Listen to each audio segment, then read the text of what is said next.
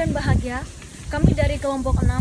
Perkenalkan, saya Afra Elviana Nuriati, NIM 2018-008308. Perkenalkan, nama saya Francisco Yanuar Malolana, NIM 2018-008317. Perkenalkan, nama saya Muhammad Abdul Razak, NIM 2018-008302. Baik, di sini kami akan membahas tentang indeks harga saham.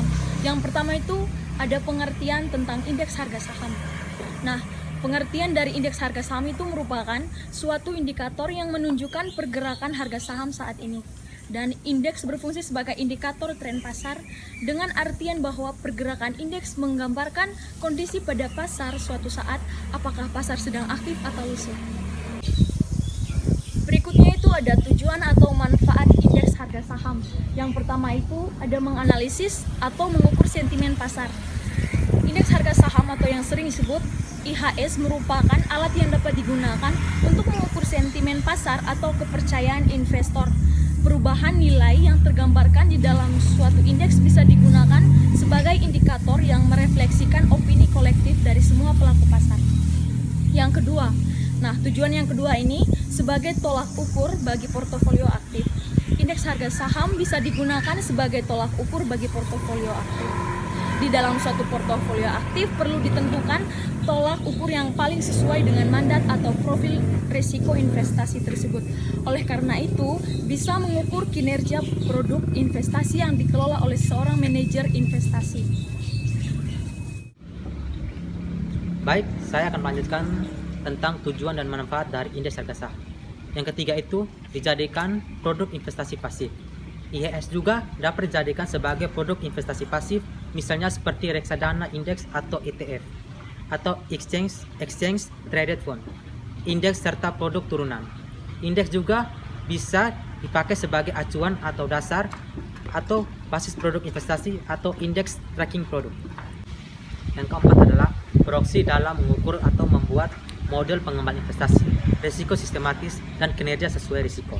CAPM, Capital Asset Pricing Model, menjelaskan beta sebagai risiko sistematis terhadap risiko pasar. Seluruh efek berisiko ini terdapat di portfolio pasar pada CAPM. Indeks komposit seperti IHSG atau indeks harga saham gabungan pada umumnya dipakai sebagai proxy untuk portofolio pasar. Yang kelima, proxy untuk kelas aset pada alokasi aset. Karena indeks harga saham berisikan profil risiko dan pengembalian investasi atau return atas sekelompok saham. Oleh karena itu, IHS bisa dijadikan sebagai proxy pada alokasi aset. Ya, selanjutnya saya akan membahas tentang jenis-jenis indeks harga saham. Yang pertama, yaitu indeks harga saham individu. Indeks harga saham individu hanya menunjukkan perubahan dari suatu harga saham suatu perusahaan. Indeks ini tidak bisa untuk mengukur harga dari suatu saham perusahaan tertentu. Yang kedua yaitu indeks harga saham parsial. Setiap pihak dapat menciptakan indeks harga saham yang terdiri dari beberapa jenis saham untuk kepentingan sendiri. Yang terakhir yaitu indeks harga saham gabungan atau IHSG.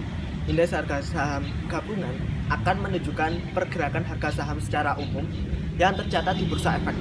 Indeks inilah yang paling banyak digunakan dan dipakai sebagai acuan tentang perkembangan kegiatan di pasar modal. Baik, itu saja pembahasan dari kelompok kami. Semoga bermanfaat bagi kita semua. Terima kasih. Salam dan bahagia. Tujuan dari Yang keempat itu proxy dalam mengukur IHSG.